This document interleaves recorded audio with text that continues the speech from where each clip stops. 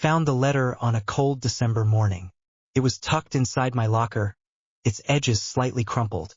The ink smudged in places like someone had hesitated before writing the final words.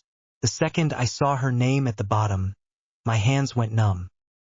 Leo, by the time you read this, I'll be gone. I could feel my heart stop. The rest of the world faded. The students laughing in the hallway, the morning announcements crackling over the intercom, the books in my arms. None of it mattered anymore. Only the words on the page existed. I'm sorry for leaving without saying goodbye. Please don't try to find me. And then, at the very end, I love you, Leo, always. No signature was needed. I knew exactly who it was from.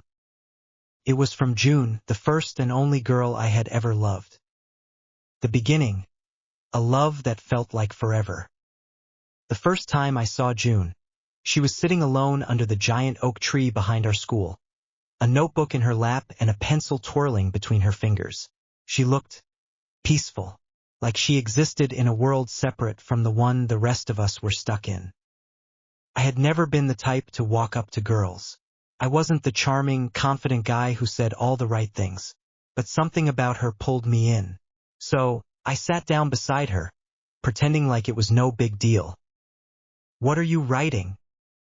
She didn't look up. A story. About what? A boy and a girl who meet under a tree, she said, finally turning to me with a smirk. But the boy is annoying, so the girl leaves. I laughed. Harsh. That was the moment I knew I was gone for her. We became inseparable after that. We spent entire afternoons under that tree, talking about everything and nothing. June was different from anyone I had ever met. She had this quiet sadness in her eyes, but she never let it define her. She believed in little things like how raindrops sounded like music if you listened closely, or how every person carried stories in their hearts that no one else could ever fully understand. And maybe that's why I didn't notice the cracks forming in her until it was too late. The cracks in forever. I started noticing the signs in November. June started canceling plans, her texts became shorter, and when I looked into her eyes, I saw a storm brewing. Are you okay? I asked her one evening as we sat on her rooftop, watching the sunset paint the sky in golds and pinks. She smiled, but it didn't reach her eyes. I'm just tired. I wanted to believe her. I wanted to believe that she was just having a bad week, that it wasn't something bigger, something I couldn't fix. But deep down, I knew better. And then, one day, she stopped showing up altogether. She wasn't at school. She didn't answer my calls. When I went to her house, her mother opened the door, eyes red, voice quiet. She's gone, Leo. Gone. Just like that. I wanted to scream, to demand answers, to ask why no one had told me. But all I could do was stand there, my whole world crumbling beneath me. Chasing ghosts. I spent the next few weeks searching for her. I checked every place we had ever been, hoping she had left some kind of clue. But there was nothing. Then, one day, I got a message from an unknown number. If you love her, let her go.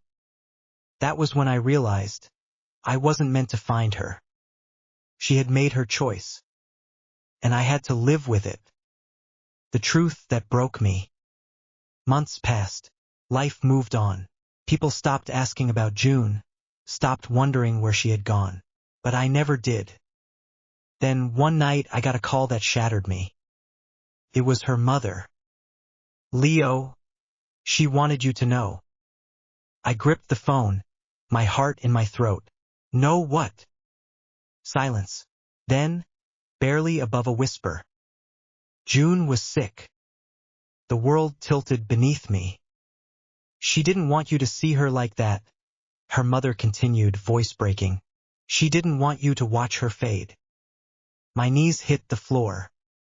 All this time I had thought she had left me. But she had been trying to save me from the pain of losing her. The last goodbye. A year later I received another letter. It was in her handwriting, but it wasn't new.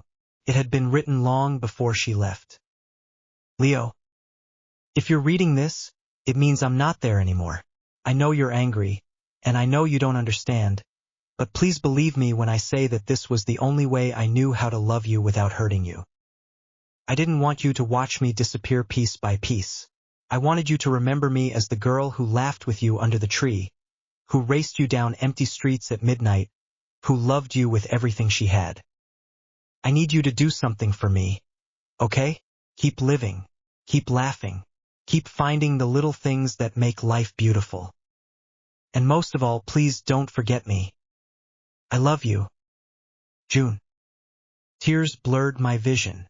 I pressed the letter to my chest, wishing I could reach through time and hold her one last time. But some goodbyes are final. And some love stories don't get happy ending.